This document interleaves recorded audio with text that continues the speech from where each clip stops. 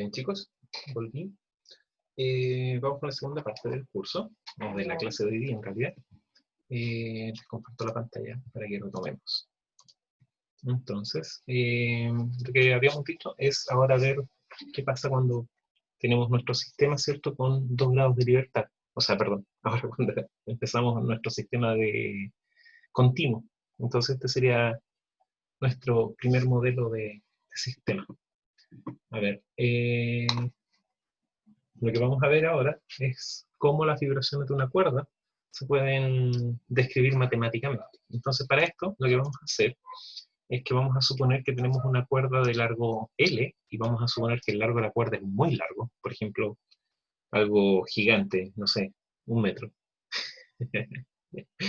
Y esta cuerda que es gigante, ¿cierto?, de 1 metro, la vamos a mantener fija en las posiciones en x igual a 0 y en x igual a L, ¿sí? Entonces los extremos de la cuerda se mantienen fijos, esto no se mueve, y lo que sí vamos a suponer que esta cuerda está tensada, como piensen por ejemplo en el caso de una cuerda de guitarra, que miden aproximadamente como 1 metro.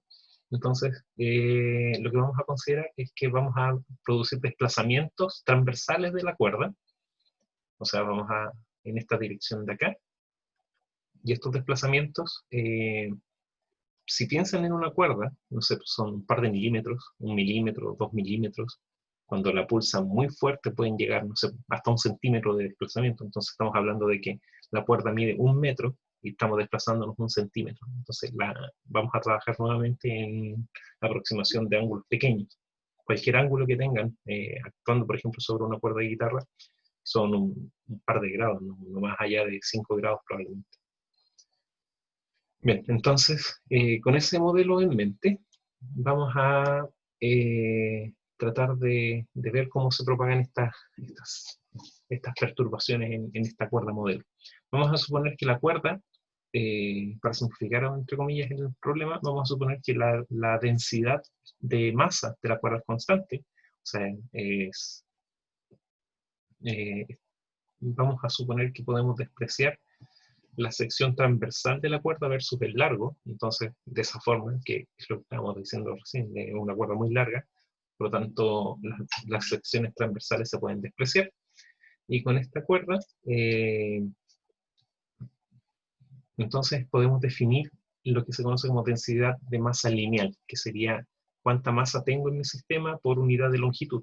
Entonces, literalmente, si es una cuerda con densidad constante, entonces me queda que el valor de la densidad va a ser la masa dividido por el largo de la cuerda. La masa total de la cuerda dividido por el largo de la cuerda. Y este valor entonces va a ser constante, no depende de la posición, no depende de nada, sino que simplemente es la componente, es un número, pertenece a un número propio de la cuerda. Bien, con este modelo entonces, bueno, además está sujeta a una tensión T, y vamos a cambiar esta T por tensión, como a la cual está sometida esta cuerda. Bien, con esa idea, podemos suponer que hacer un ejemplo exagerado del modelo. Vamos a suponer que nos vamos a deformar esta cuerda de alguna forma, ¿cierto? Y vamos a congelar la cuerda deformada en el aire. Y vamos a tomar un segmento diferencial, un elemento muy pequeñito de esta cuerda, y vamos a hacer el análisis de fuerza sobre ese elemento pequeñito. Entonces, para un instante dado, podemos determinar las fuerzas que actúan sobre un elemento infinitesimal de masa, en este caso sería m igual a mu, la densidad, ¿cierto?, por el largo. Bueno, aquí debería ser un elemento diferencial delta m, pero se entiende. Esta m va a ser la masa de este segmento infinitesimal de cuerda. Entonces, si vemos esta descomposición de fuerzas, acá sobre este elemento, si lo considero como este punto rojo, voy a tener esta fuerza que está actuando acá, que sería la fuerza en el punto x más delta x, ¿cierto? Y voy a tener acá por el lado izquierdo la fuerza en el punto x, que sería esta tensión en x, ¿sí? Vamos a suponer en primera instancia que estas fuerzas son distintas, ¿sí? vamos a llamar a este ángulo que forma la cuerda con la horizontal θx, y vamos a llamar a este otro ángulo θx más delta x. Entonces vemos que el ángulo θ depende de la posición, es una función de la posición. Entonces tengo un valor de θ en el punto x y tengo un valor distinto para el punto x más delta x. Lo mismo para la función y. La función y corresponde a una función matemática que describe la forma de la cuerda para un instante dado, ¿sí? Entonces, esta función yo la puedo evaluar acá en este punto y de x, o la puedo evaluar en este otro punto x más delta x como y de x más delta x. ¿Bien? Entonces, esas son nuestras variables. En este caso, si yo hago la sumatoria de fuerzas, debo descomponer esta fuerza como una fuerza en x más una fuerza en y. Entonces, dibujar acá. Yo puedo tomar acá un sistema de referencia.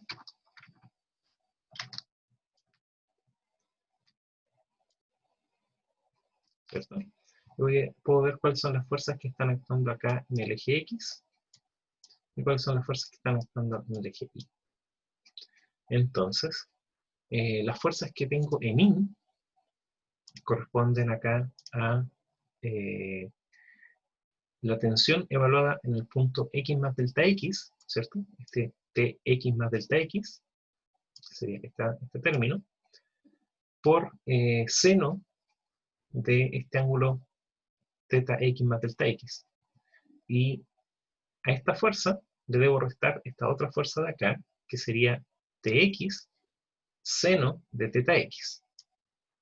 Y lo mismo, el mismo análisis lo puedo hacer ahora para la parte en x. Entonces las fuerzas en x voy a tener que, como una fuerza positiva, voy a tener t coseno de delta de x, θ de x más delta x, ¿cierto? O sea, esta fuerza de acá, que sería esta expresión de aquí, menos la fuerza que está actuando por este otro lado.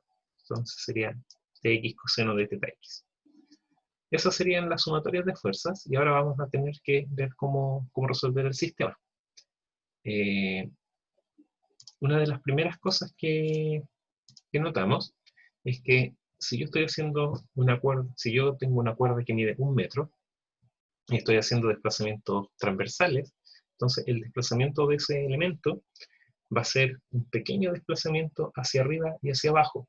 La cuerda no se va a mover horizontalmente.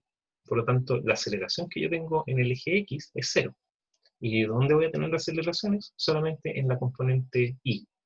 Por lo tanto, la suma de fuerzas en X debe ser igual a 0, y las fuerzas que actúan en Y tienen que ser igual a la masa por la aceleración de ese segmento.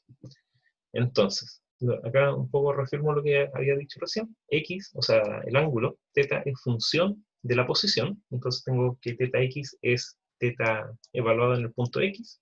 Y lo mismo para el otro término, que sería θ evaluado en el punto X más delta X. Solo eso lo especifico porque acá los tengo anotado como subíndice, pero en realidad deberían ser los argumentos de la función t y de la función θ. Por un tema de espacio no los podía colocar como argumento. Bien. El elemento diferencial, entonces, como decíamos recién, no se mueve en x, por lo tanto no hay aceleración en x. Y eso significa que esta ecuación de acá tiene que ser igual a 0. Entonces de ahí yo puedo obtener que la tensión en x más delta x debe ser igual a la tensión en x. ¿Sí? Bajo la suposición, nuevamente recuerden que estamos hablando de que los ángulos que estamos considerando son pequeños. Por lo tanto, como son ángulos pequeños, esta función coseno yo la puedo aproximar como 1, lo mismo esta función de acá, como la puedo aproximar como 1, y esto es dentro de la aproximación en serie de Taylor que nosotros ya vimos en el curso. Para ángulos pequeños, entonces, estos términos son igual a 1, y eso significa, entonces, que la tensión que actúa sobre la cuerda es la misma para cualquier posición. O sea, lo que estamos diciendo acá es que el valor de la tensión es constante y no depende de la posición en que yo esté actuando sobre la cuerda. Y vamos a definir que esa tensión tiene entonces este valor T. Dicho eso, ahora podemos reemplazar entonces este valor de T en nuestra expresión para la fuerza en I. ¿Sí? Entonces, como dijimos, la fuerza en I, el objeto sí se está moviendo, o este elemento de masa sí se está moviendo de forma vertical, y por lo tanto, las leyes de Newton lo que me dejaría es la masa. Recuerden que estamos expresando la masa como esta densidad lineal por el largo del segmento, o sea, mu por delta x sería la masa. Este término de acá corresponde a la aceleración, o sea, aquí lo que tengo es la ley de Newton, masa por aceleración igual a la sumatoria de fuerzas.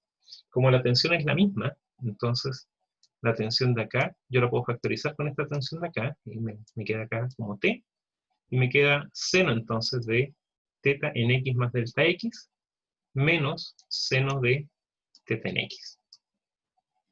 Hasta ahí todo tranquilo. Veamos ahora. Ahora, nuevamente, como estamos trabajando en ángulos pequeños, yo puedo aproximar esto por serie de Taylor como si fuesen directamente los argumentos de la función.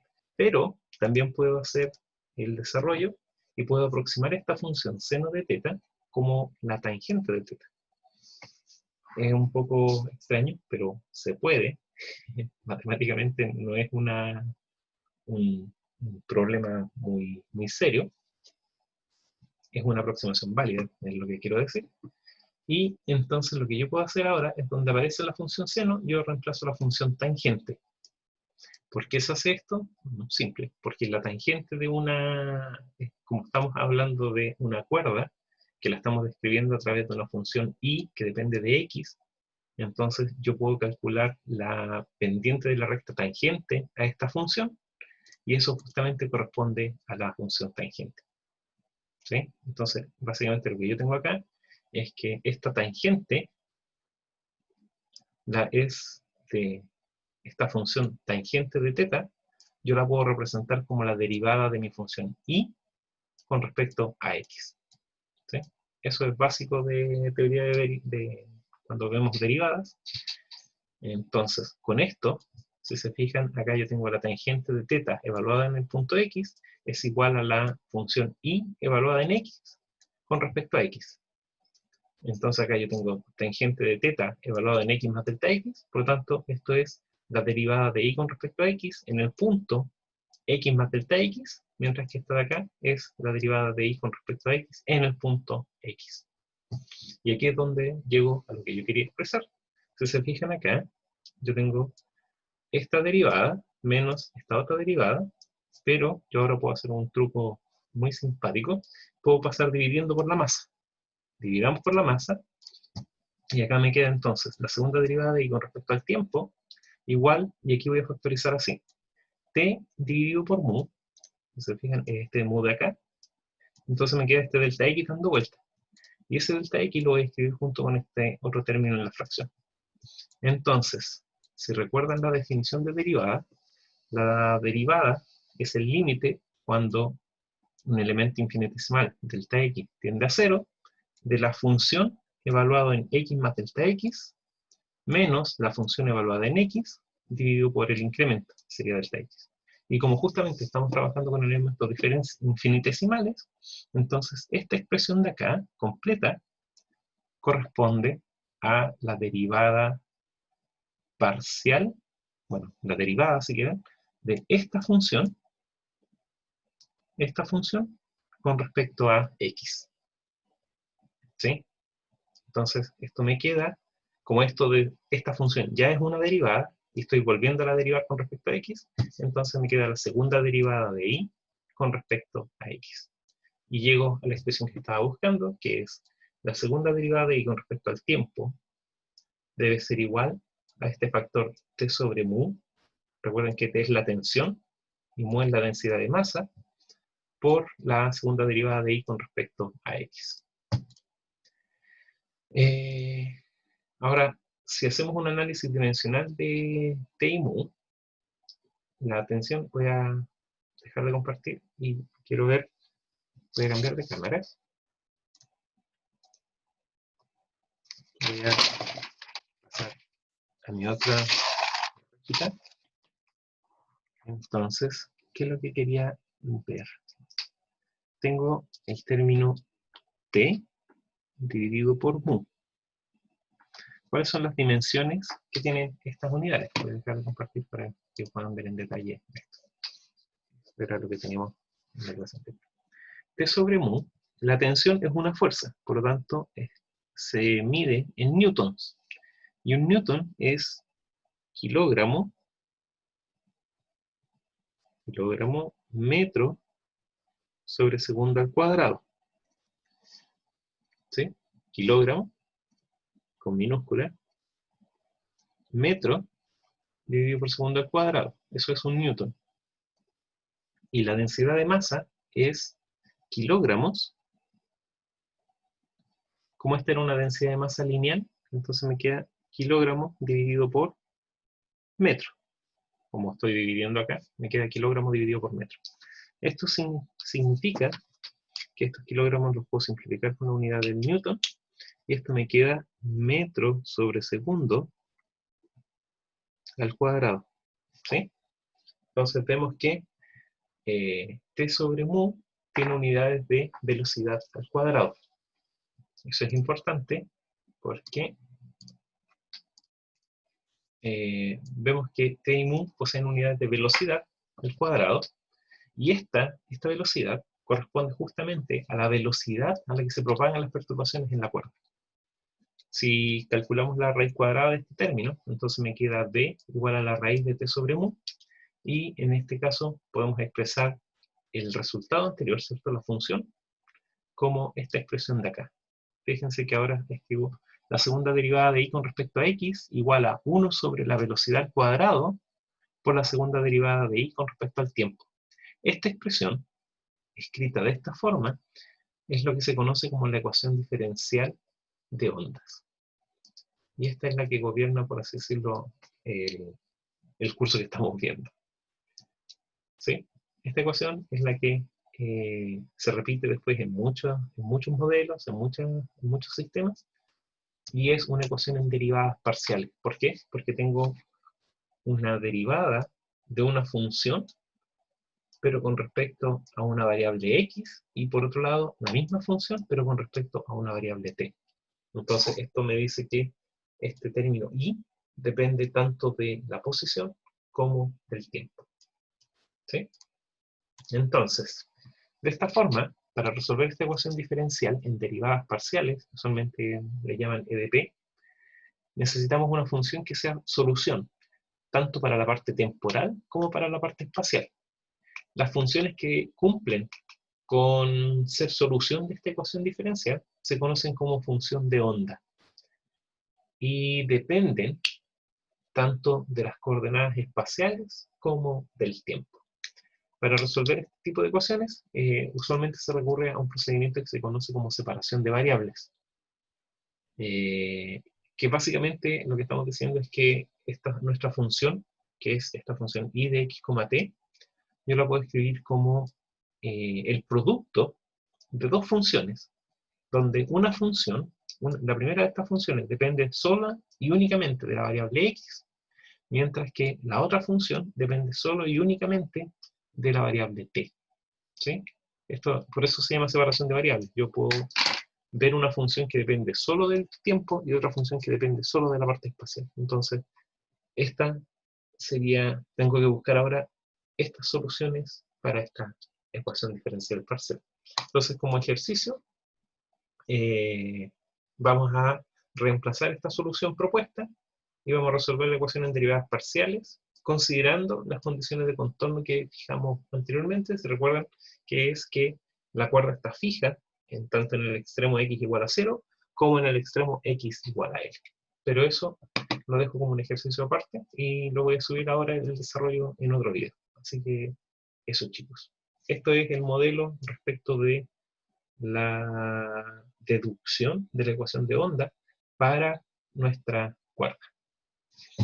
Eso, dejo de compartir esto, cambio de cámara. Y eso era lo que teníamos para hoy día. Voy a hacer en todo caso el ejercicio de separación de variables para que tengan acceso a él y sepan cómo resolver nuestra ecuación de onda. Eso, nos vemos, chicos.